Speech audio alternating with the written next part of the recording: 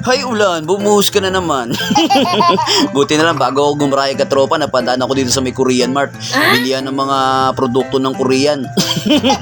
Sabi nila pagka kumain ka raw na ito magiging kamukha mo si Lee no Sinubukan ko nga. Malay mo mangyari, di ba? Wala namang mawawala Pagkapasok ko nga pala sa tindahan nila katropa, eto agad yung nakita ko, eto agad yung nakatawag sa pansin ko. Spaghetti kulay itim. Spaghetti na kung tawagin nila ito katropa.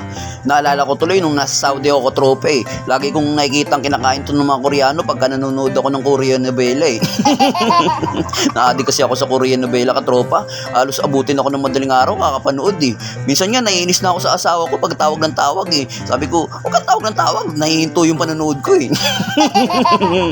Sa sobrang kaadikan ko nga nun sa Korean novela katropa pagka nagkikita kami ng amo kong Arabo ang bati ko sa kanya anyo nga sa'yo.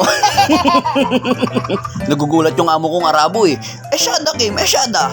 Ano yung Kim? Sabi ko wala mo dir, wala. Dati pa man talaga katropa, mahilig na talaga sa instant noodles yung pamilya namin. Kaya nga siguro Gurumba yung apelido namin Wala lang, walang connect. Gurumba. Parang ano sa katropa, spaghetti na alam mo yung susit, tinta ng puset.